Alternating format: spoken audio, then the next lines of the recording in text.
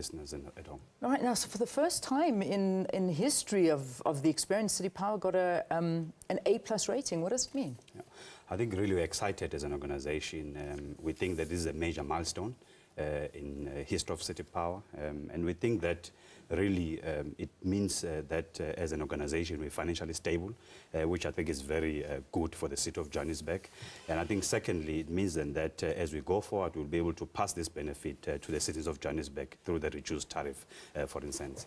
And again, if as the city of Johannesburg we are actually financially stable, it means then that we're actually going to be able to invest more into the infrastructure development. Yeah. Well, I mean, all right, let's talk about the benefit to the customer. Is that just one of the benefits to the customer?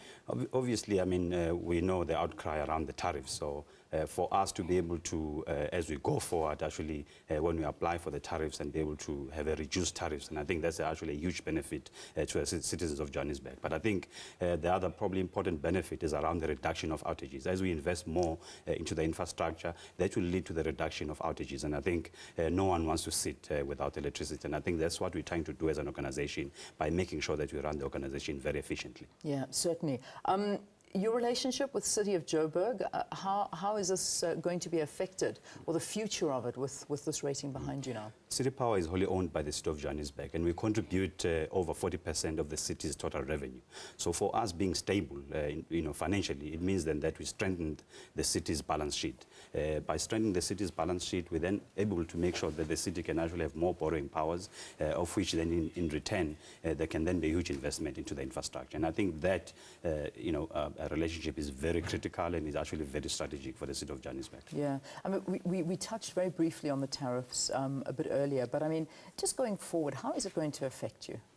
I mean, we're watching now carefully the discussions that are happening through the MIPD3 process, where NERSA is deliberating around, the ESCOM application. And really, as a city and City Power and the board of City Power, we've actually said and we've made a conscious decision that as we go forward, we'll make sure that we pass this benefit to the customers. Although, I mean, there's this 16% increase that we're talking about, we're saying that if NERSA make a decision, we'll make sure as City Power that we actually apply within the NERSA guidelines. I think that's number one. And then secondly, we want to make sure that we reduce the level of cost subsidization, especially to the business community, because we want business to be able to operate within the city of Johannesburg. Yeah, I think, unfortunately, when people think of City Power, a lot of people think of billing irregularities, and it leaves a very sour and bitter taste in their mouth. Give us an update. What's happening? So I think firstly I must say that as City Power we actually made sure that because we do not achieve the clean audit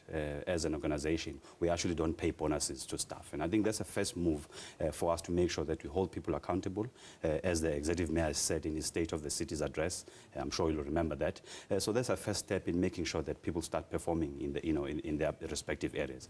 But secondly, we've now have a clear plan, and obviously with the in-depth understanding of what obviously leads to the billing-related issues. So as City Power, we're contributing towards making sure that we read all our meters. We therefore give proper input into the city's billing system, so that at the end of the day we can have better bills, I think, going out. Yeah. But I would like to really request the citizens of Johannesburg out there to be able to give us access to their properties for us to be able to read meters. One of the major issue that we're picking up that results in obviously the billing issues is inaccessible meters. So therefore we've got a process in place, and we encourage our customers to be able to make arrangements with us so that we can then be able to read those meters. We've got a clear program now where we're actually making sure that we replace the meters that are faulty. We've got a clear program that obviously ensures that the meter readers do what they're supposed to do. I mean, recently we've actually terminated about 2 contracts as a result of non-performance. But again, it's a clear commitment that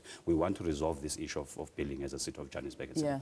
What about people that are sitting with bills that are astronomical amounts? How are you getting to the bottom of this? Obviously, there's a process within the city where customers can then be able to go through, the city of Johannesburg, other customer care center, where these are reported. But where there are issues around meter reading, we as City Power, we obviously follow those up and make sure that they are cleared timeously for the customer to get a correct bill. Yeah, I believe that City Power has introduced a stringent performance management system. Talk to us about this. How does it work? I think firstly, we've looked at the whole organization, and we're actually transforming as an organization for us to be able to give a better service to the citizens of Johannesburg. I mean, the first thing that we always talk about that we've actually implemented as an organization is actually a stringent measure where we actually do not deviate in terms of the supply chain management processes and MFMA. So that's one thing. And we've seen a drastic decrease in terms of the deviations around the Municipal Finance Management Act. But secondly, as I've said earlier on, we've actually not paid bonuses to staff that has actually not performed in this particular case. I think part of the gatekeeper that we've put in place is to make sure that we get a clean audit. So therefore, as the organization did not get a clean audit, I mean, last financial year, so there were no bonuses, obviously, that were paid. But we've also looked at an in-depth management of overtime and make sure that there's no abuse in that particular area. But our intention is to make sure that our staff is not exposed to, obviously, safety, related areas. We want to appoint more people by making sure that we reduce, overtime. I think the other area that we're obviously looking at is some of the allowances that are necessary within the organization. We've made sure that we cut down on those allowances. And again, we want to make sure that we run an efficient organization. We're able to give a better service to the customers and be able to reduce the tariff through making sure that we actually run efficiently as an organization. All right, let's leave it there for this morning. Sicelo Tulu, who is Johannesburg City Power's Managing Director, thank you very much for talking to us. We'd love to hear from you, your experiences with City Power. I think it's a big topic of conversation, and we'd love you to get hold of us at Bulivuyo, at Leanne Manas. Please do tweet us. And as you know, City Power receiving a Moody's rating of A+ for the very first time in its history. Let us know what you think.